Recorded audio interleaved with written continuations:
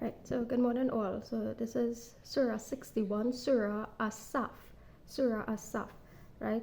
Um, and it's a short surah. The translation is the row, right? The row. What the row really means is the row, as in, remember, back in religious tradition and so on, both Abrahamic religion and Eastern religion and so on, there's a practice of sacrifice.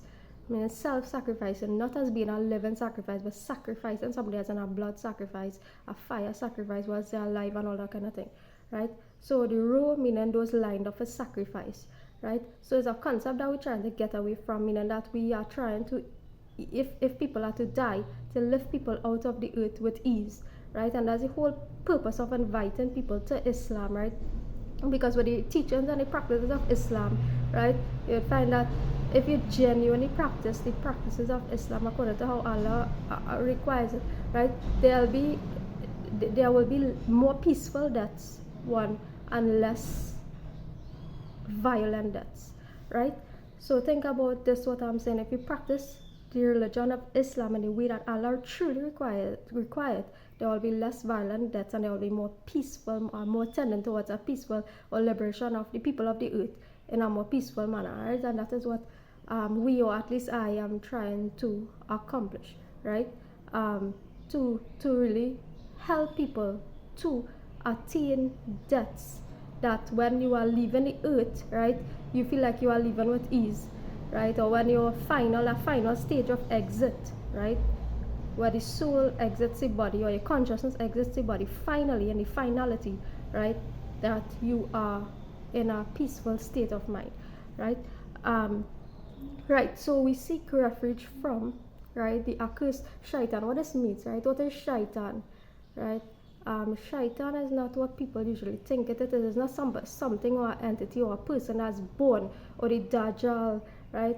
Dajjal, right? It's not an entity that is born on earth, right? And this is set and fixed, and this is who you are chosen to be, and this is what this person is going to come at a appointed time, and la la la, right? That is not the case with these with these beings and entities, right? Just like how it's not the case with Christ or a figure who is supposed to come on earth to do the right thing and whatnot, right? These are not, or to lead people and so on, right? These things are concepts, right?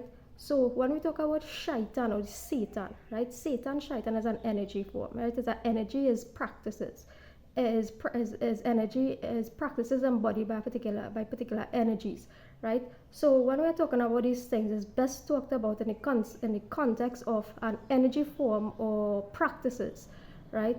Ways of being, rather than a particular person that, hey, this person is going to rise to the world stage, right? And do something, right? These things are false concepts, right? It's false ways of thinking, because if you all follow my videos, sorry, very sad, it's not on this channel right now, right? I don't have access to those videos right now, but I made a video saying that even, and talking about from the Hindu way of life now, in terms of concept, even Ravan has the potential to become a Ram, right? Who is Ravan? Is a embodiment of evil in Hindu mythology, has the ability to become like Ram, right? And Ram has the potential to become like Ravan, right? Ram being the embodiment of righteousness, right? So it's interchangeable, and we have the capacity or the potential for both. You are not born this person, you are not born that person, and this is who you are chosen to be, because you know why? That would be unfair, and Allah is never unfair, right? Allah is never unjust. Allah is never truly unjust, right? So if you tell somebody, hey, you were born to be the Dajjal, you were born to be Jesus Christ, you were born to be this figure, right? Meaning that person can't do anything. It's fixed, and how is that fair? How is that fair to you? How is that fair to somebody else? Allah is never unjust, right? So these are things that we need to think about, meaning that, and it's stated in the Quran itself, that you change your behavior, you amend your behavior, Allah will adjust your condition, your situation. Who people think you are chosen to be, you're chosen to be this person, chosen to be that person, right? Good. So let's go. Whatever is in the heavens and earth exalts Allah. He is the exalted, the mighty, the wise, right? Or you have believed, why do you say that which you do not do, right? So important verse, right? Why do you say that which you do not do? Meaning striving to keep your promises, right? Greatly hateful in the sight of Allah is that you say that which you do not do, right? So let's just address this. It's not that we all live life, right? Meaning that life is imperfect, right? Life is imperfect, right? There are certain promises we meet, we cross paths with so many people in life, so many different energies we cross paths with, right? This is not to justify anything, but as the world fluctuates and conditions and we fluctuate too, right? It is not that you are not perfect, I am not perfect, right? We are striving to become near to Allah, right? Strive to keep your promises, right? You may not keep all, and that's fine, that's all right. You may not do everything that you say you're going to do, right? And that's fine, that's all right, right? But we are striving to, if we say we are going to with certainty, or you want to do something, you want to donate some money to somebody, you want to ease up on eating meat, you want to ease up on drinking alcohol, you want to ease up on cursing, you want to do these things, right? You strive to do it, right? You strive and you keep fighting. These are the things that I was striving in the cause of jihad, striving in the cause of Allah, right? So sometimes Allah might cause some of our hearts to deviate for a period of life, a period in our life, right? And people might ask why, right? If Allah, why would Allah cause your heart to deviate, right? If the point is to become near to Allah, why would Allah cause your heart to deviate, right? And most often the case about it is because you have some purpose to fulfill in your life, right? You have some purpose. When Allah causes your heart to deviate for a period of time in your life, it means that, hey, this person might have a purpose, some purpose that they didn't discover as yet, or they didn't discover as yet, right? So thinking about things like, we're talking about openly and we're discussing things like the transgender movement, homosexual, these kind of things, right? So sometimes Allah might lead people into these environments, right? Into these settings, right? Why? Why? Allah wants you to what? Understand somebody else, right? Allah wants you to understand somebody else, right? You don't have to support it. You don't have to agree to it. You don't have to agree to the way of life. You don't have to practice it, right? But He wants you to understand, hey, this person might have had parental issues, right? This person might have had outcast issues. This person may have been outcasted by their family. This person might have been outcasted by their friends, right? This person might have been outcasted by the church, the mosque, the temple, right? This person might have turned to a particular person, a particular lover, a particular friend for a reason, right?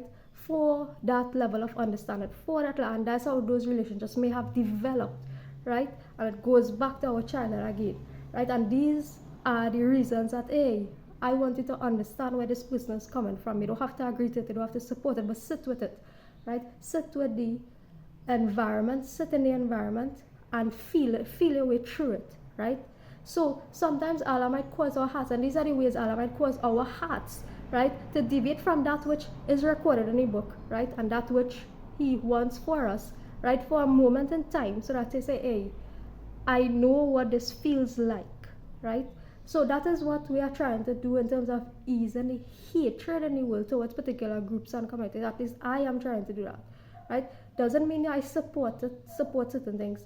And for sure, right, I definitely don't support that I identify as anything, especially if you are born with a certain sex, vagina, penis, right? And you are seeking to change that which God has divinely blessed you with, right? So that's taken it to another level, and I can't really find myself in that kind of or understand why people would want to do that. Maybe there's somebody else who can understand you, but it wouldn't be me, right? And there will be somebody else, right? There's always somebody who will understand somebody, right?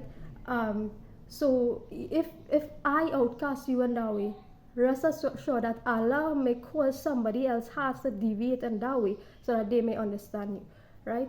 So this is my honesty, right? So refrain from right, inventing lies about Allah, right? So saying that which meaning the fables, the stories, right?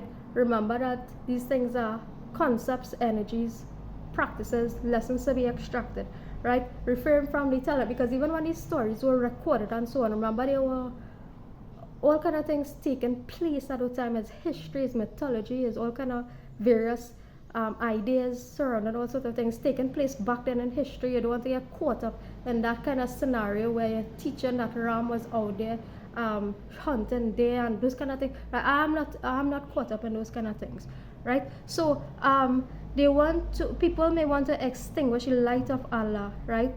But Allah will bring nearest to His perfection, His light, although disbelievers may dislike it, right? So Allah is the only perfect being, right? Allah is the perfect being, and He will bring near to Him, right, His light, right? Or bring closer His perfection, His light. It is He who sent His messenger with guidance and religion of truth to manifest it over all religion, right? Although those who associate others with Allah do not like it. O you have believed, right? Shall I guide you to a transaction that will save you from painful punishment, right? This is meaning that you give, right? What is this transaction? You give, and you give with an open heart, right? And this doesn't necessarily have to be in monetary form. You give your heart, you give your time, you give your energy, right? You give your life force, you give money as well, you give material things, you give. And when you give with an open heart, right?